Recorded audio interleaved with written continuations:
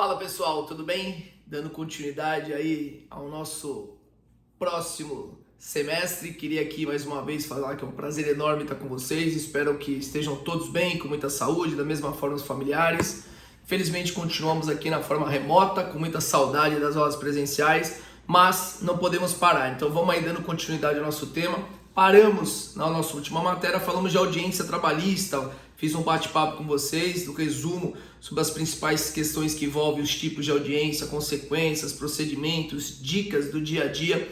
E dando continuidade à nossa linha de encadeamento de atos, vamos falar hoje sobre sentença e peculiaridades recursais no processo do trabalho.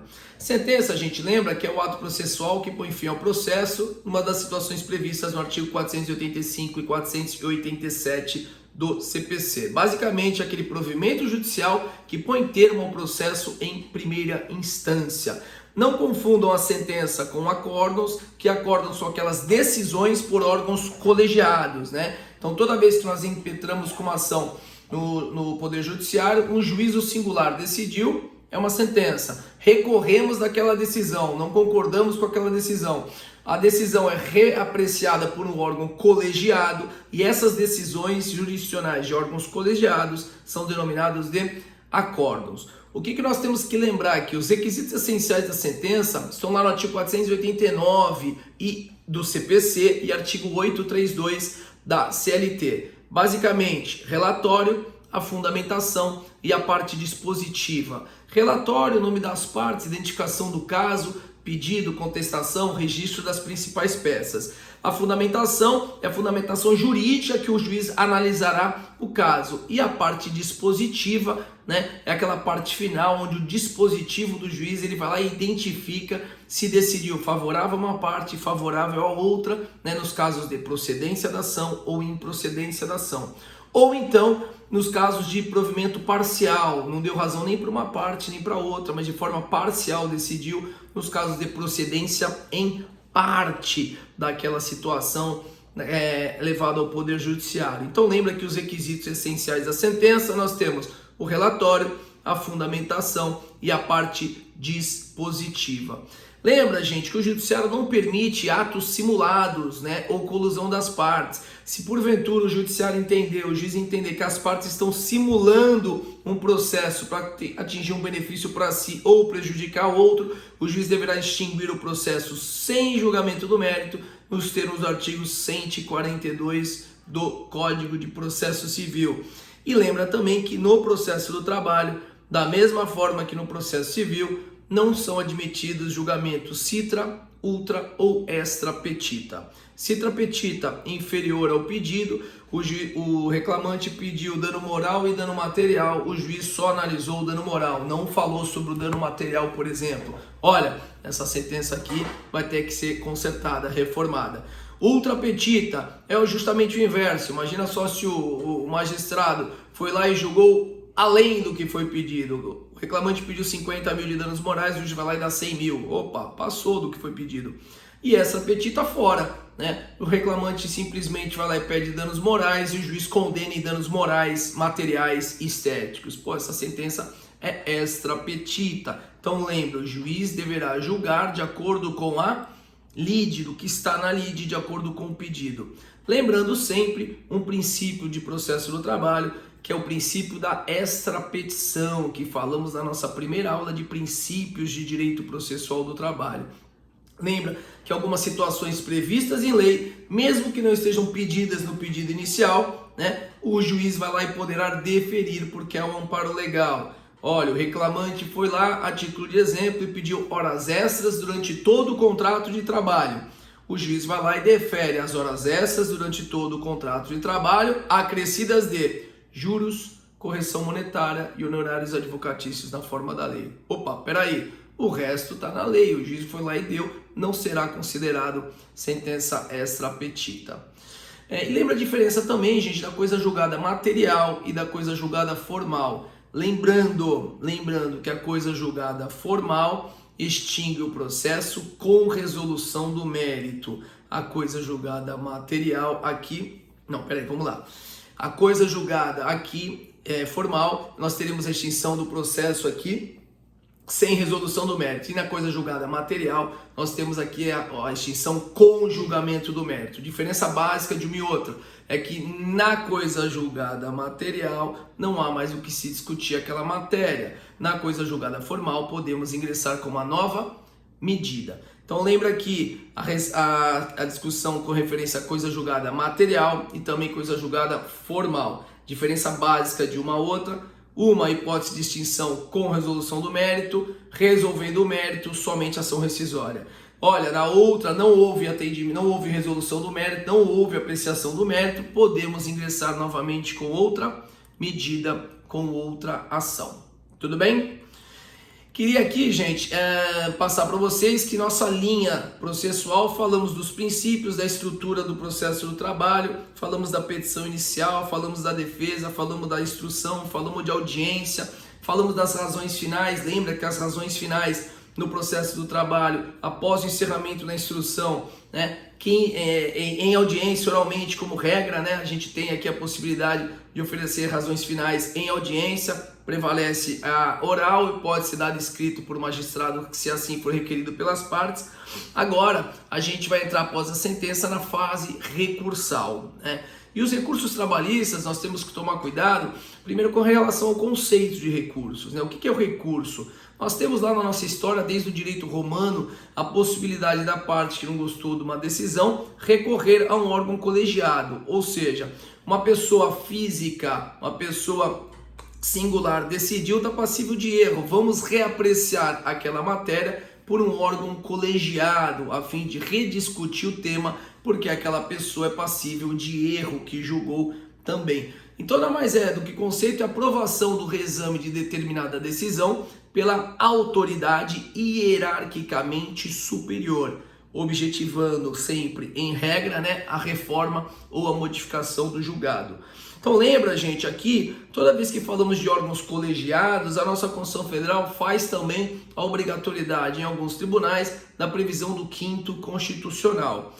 Os tribunais do Brasil, gente, alguns tribunais do Brasil, para tentar dar uma maior amplitude ao debate, uma oxigenação à discussão da prestação jurisdicional, fala, olha, normalmente os tribunais são formados por juízes, depois desembargadores, né? Esses desembargadores, que normalmente vêm de carreira dos magistrados, é saudável nos tribunais que alguns tribunais tenham representantes da advocacia e do Ministério Público. E a Constituição Federal prevê a possibilidade do 5º constitucional. Aonde temos a possibilidade do 5º? Nos tribunais de justiça estaduais e nos tribunais regionais federais, aqui incluído Tribunal Regional do Trabalho, Tribunal Regional Federal, né? Então lembra aqui, gente, que a possibilidade do 5º. No STJ tem previsão também que 1/6 dos membros deverão ser membros da advocacia e do Ministério Público, tá? Mas não é o 5º especificamente. O 5º constitucional é 1/5 dos tribunais de justiça, tribunais regionais federais deverão ser membros da advocacia e do Ministério Público. Como é que funciona essa situação? Olha, abriu vaga para um advogado, para um promotor, o Tribunal de Justiça ou o Tribunal Regional Federal imediatamente comunica o órgão, chega para a OAB, por exemplo, do Estado de São Paulo e fala, olha, aqui no Tribunal de Justiça do Estado de São Paulo abriu uma vaga para advogado. A ordem abre o procedimento de escolha do 5º, dentre todos os seus inscritos, vai lá e escolhe 6 nomes, manda uma lista denominada lista sextupla. Essa lista sextupla, gente, é direcionada ao Tribunal de Justiça competente, o seu órgão colegiado se reúne e dos 6 nomes, escolhe 3 nomes, tá? Denominada lista tríplice. Então lembra, o órgão de classe envia 6 nomes, o Tribunal de Justiça escolhe 3 dos 6 e o chefe do executivo vai lá e nomeia 1. Ou seja, aqui, no caso, no exemplo dado, se porventura estamos falando do Tribunal de Justiça do Estado de São Paulo, o governador do Estado de São Paulo vai lá e nomeia 1. Então veja que é um critério muito rigoroso para alguém entrar junto aos tribunais regionais federais ou tribunais de justiça mediante o 5º constitucional. A participação da sua classe, né, do órgão de classe, a participação do próprio Poder Judiciário e a aprovação também do Poder Executivo, escolhendo aquela pessoa final. No mais, gente, lembre a discussão da natureza jurídica com relação aos recursos. Qual a natureza jurídica do recurso em si? 2 correntes, uma natureza uma corrente minoritária dizendo, ó, recurso é uma ação autônoma, acabou aquela ação, começa uma nova. Não, na corrente majoritária fala, recurso, gente, nada mais é do que um prolongamento do exercício do direito de ação. Então lembra, recurso nada mais seria do que o prolongamento do exercício de um direito de ação. E queria falar também alguns princípios recursais importantes. Primeiro princípio importante para nós tratarmos aqui na data de hoje. Primeiro, o princípio da unirrecorribilidade. Pelo princípio da unirrecorribilidade, gente, esse princípio não permite que a interposição de mais de um recurso contra a mesma decisão. Ou seja, a regra é, olha, você tem uma decisão, você tem um recurso próprio, específico. Você não pode entrar com 2, 3 recursos. Entrei com um recurso dentro do prazo, esqueci que faltou alguma coisa, entro com outro recurso em cima. Não, lembra, princípio da unirrecorribilidade. E lembra que desse princípio também, nós temos aquela situação do princípio da fungibilidade, que por muitas vezes a parte quando ingressa com um recurso e esse recurso está errado, é permitido ao magistrado que reconheça de um recurso que foi interposto erroneamente como se fosse o recurso correto. Só que cuidado, que para se aplicar o princípio da fungibilidade, não podemos ter um erro grosseiro, tem que ter uma dúvida razoável quanto ao cabimento do recurso acertado e claro que os pressupostos recursais devem estar preenchidos. Por exemplo, tem que ser interposto dentro do prazo, com um preparo adequado, senão o recurso não vai ser recebido. Então vamos lá. Princípio da unirrecorribilidade, para cada decisão um recurso apenas. Princípio da fungibilidade, ingressei com recurso, mas foi o errado. Permite-se ao judiciário aceitar, desde que não seja um erro grosseiro, desde que haja uma dúvida plausível e desde que estejam preenchidos os pressupostos recursais. Continuando aqui com relação aos princípios. Lembra o princípio da voluntariedade, pessoal. Pelo princípio da voluntariedade, o órgão julgador não poderá conhecer de matéria não suscitada no recurso, salvo as de ordem pública, enquanto não houver o trânsito em julgado. Basicamente o seguinte, olha, se eu veiculo em minhas razões recursais a pretensão para modificação de A, B ou C, o órgão julgador não pode ir além disso, tá? As minhas razões recursais estão adstritas àquilo.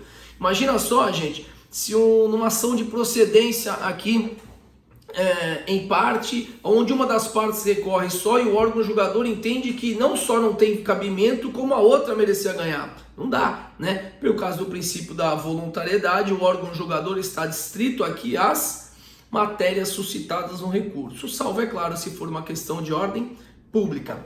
E lembra também a questão da remessa necessária, né? Que por muitas vezes aqui, não havendo recurso pelas partes, o artigo 496 do CPC fala lá, quando a condenação for contra União, Estados e municípios, se o valor é alto, se ninguém recorrer, a remessa de ofício pelo magistrado para reapreciação pelo tribunal.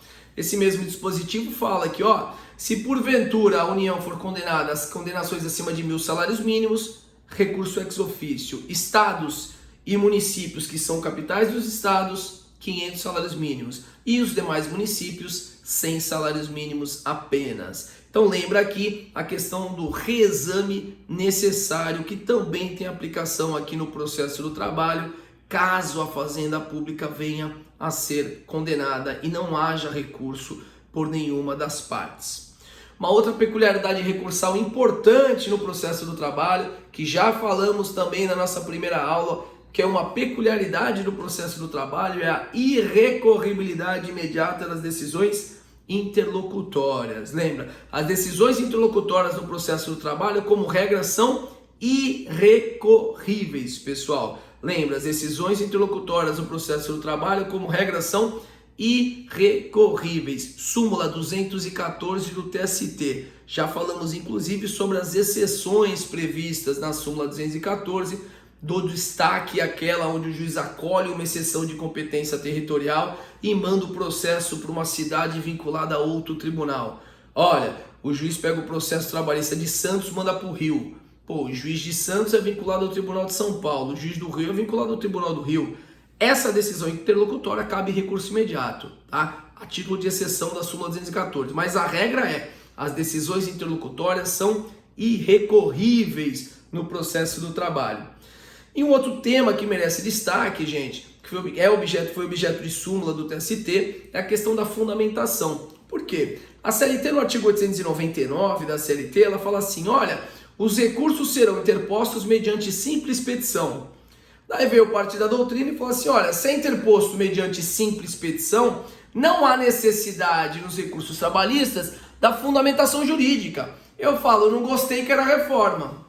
Daí veio lá o Poder Judiciário, né, no seu Tribunal Superior do Trabalho, abaixou uma súmula de número 422, dizendo assim, ó, peraí, se nós temos o princípio da voluntariedade, aonde o órgão julgador está distrito às razões recursais, tem que ter fundamentação os recursos. Então lembra, em que pese a CLT falar que os recursos serão interpostos mediante simples petição, a exigibilidade de fundamentação é necessária no processo do trabalho. Então lembra aqui, né, que a súmula 422 exige, né, a fundamentação jurídica nos recursos. Um outro efeito, aqui uma situação importante também que envolve recurso trabalhista, é a questão dos efeitos dos recursos. Lembra? Os recursos, como regra no processo do trabalho, serão recebidos apenas no efeito devolutivo. A regra é, foi dada a decisão, quero recorrer, podemos executar provisoriamente aquela decisão. Então lembra, regra é efeito meramente devolutivo. Excepcionalmente, a parte poderá requerer o efeito ativo ao recurso, o efeito suspensivo do recurso, mas vai ter que justificar para que aquele relator receba aquele recurso no efeito suspensivo também. Se não, lembra, regra, efeito meramente devolutivo, tá? Nos recursos e não suspensivo. O que enseja imediatamente a possibilidade de execução provisória do julgado na Justiça do Trabalho. Tudo bem? Lembra algumas situações importantes que nós falamos de algumas exceções ao efeito meramente devolutivo. O artigo 9º da Lei 7701 de 88 dá uma possibilidade em caso de dissídio coletivo, né, que o presidente do TST possa dar o efeito suspensivo. É possível que o Tribunal Regional do Trabalho dê o efeito suspensivo mediante aquela antiga cautelar que nós pedíamos no processo do trabalho, hoje denominado efeito ativo ao recurso, mediante uma fundamentação jurídica adequada, comprovando o perigo da demora daquela demanda, né? E também o chamado fumus boniuris, a fumaça do bom direito. E nós temos aqui uma súmula também, que é a 414 do TST, que fala lá, olha, tutela antecipada antes da sentença, como não cabe recurso, tem que entrar com mandado de segurança. Se for na sentença, não cabe mandado de segurança, porque tem um recurso específico, que é o recurso ordinário, para atacar decisões da vara do trabalho no processo do trabalho. Então lembra aqui a súmula 414, lembra também a possibilidade do efeito ativo, excepcionalmente no recurso trabalhista, e lembra também a situação da exceção da Lei 7701 de 88, que fala de exceções ao recebimento dos recursos apenas em seu efeito devolutivo. Tudo bem, pessoal? O que mais que a gente tem que falar? Estamos falando dos efeitos, eu falei que a regra é o efeito devolutivo. E lembra também alguns outros efeitos recursais importantes. Chama atenção para o efeito substitutivo. Olha, alguns recursos, né, quando nós ingressamos, o seu efeito vai ser substitutivo, porque a decisão do órgão hierarquicamente superior vai substituir, por muitas vezes, a decisão de primeira instância. Efeito extensivo, extensivo, previsto lá no CPC, no artigo 1005. O recurso interposto por um dos litisconsortes a todos aproveita, salvo se distintos ou apostos os seus interesses. Lembra que aqui eu tenho uma ação plurima, uma das partes recorreu, defesa unitária, o recurso, se for provido, vai se estender a decisão aos demais. Efeito regressivo, né, que também é possível por muitas vezes no processo do trabalho. Olha, quando nós entramos com determinado recurso, é permitido ao judiciário o efeito de retratação. Olha, o juízo foi lá, não recebeu o recurso, agravamos de instrumento, o juízo, quando recebe o agravo de instrumento, se retrata. Não, realmente eu errei, vou dar prosseguimento aqui ao recurso, em atenção à celeridade e economia processual, chamado efeito regressivo em alguns recursos. E uma peculiaridade recursal importantíssima no processo do trabalho, que distingue muito do processo civil, é a questão dos prazos recursais, pessoal. Então lembra aqui, a possibilidade de prazo no processo do trabalho. Nós temos uma lei 5584 de 1970 que no artigo 6º fala: os prazos recursais no processo do trabalho são uniformes, de 8 dias para interpor qualquer recurso. Então olha só, a regra, recurso 8 dias. Excepcionalmente, gente, lembra, embargos de declaratórios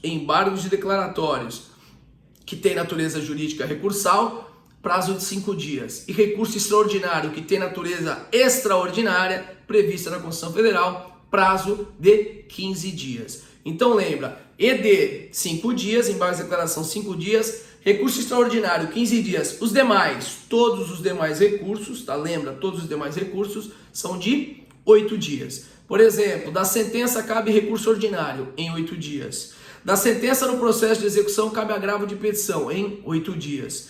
Do recurso ordinário julgado no TRT cabe recurso de revista, 8 dias. Da decisão do recurso de revista no TST para decisão por pleno ou pelo órgão colegiado, embargos, 8 dias. Lembra aqui, gente, para não confundir de recursos prazo uniforme com embargos de execução. Prazo para embargar a execução no processo do trabalho são 5 dias. Eu estou falando de 8 dias aqui, prazos para recursos trabalhistas, fazendo a ressalva do ED e do recurso extraordinário, relembrando, embargos declaratórios 5 dias e recurso extraordinário 15 dias.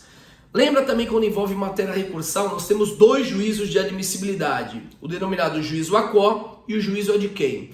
Lembra, juízo de admissibilidade no processo do trabalho vai ser realizado 2 vezes. Juízo ACO é aquele juízo que deu a decisão, vai receber o recurso, verificar o preenchimento dos recursos recursais e enviar ao tribunal. Juízo ad quem é aquele juízo que recebe o recurso para julgamento. Então, basicamente, juízo ACO e juízo ad quem. No processo do trabalho, exemplo, a vara do trabalho, o juiz do trabalho deu uma sentença. Eu quero recorrer daquela decisão. Recurso possível não é apelação, é recurso ordinário em 8 dias. Olha, eu entrei com recurso ordinário. Quem vai fazer o primeiro juízo de admissibilidade? O juiz ACO, o juiz que deu a sentença, vai verificar os pressupostos, vai mandar outra parte contrarrazoar e vai enviar para tribunal. Chegando no tribunal, o tribunal vai verificar novamente o juízo de admissibilidade, o chamado juízo de admissibilidade em segunda instância, né? Em segundo grau, o ad quem. Olha, o relator vai verificar se estão preenchidos todos os pressupostos recursais. Quais são os pressupostos recursais? Temos 2 tipos de pressupostos, extrínsecos e intrínsecos, denominados objetivos e subjetivos.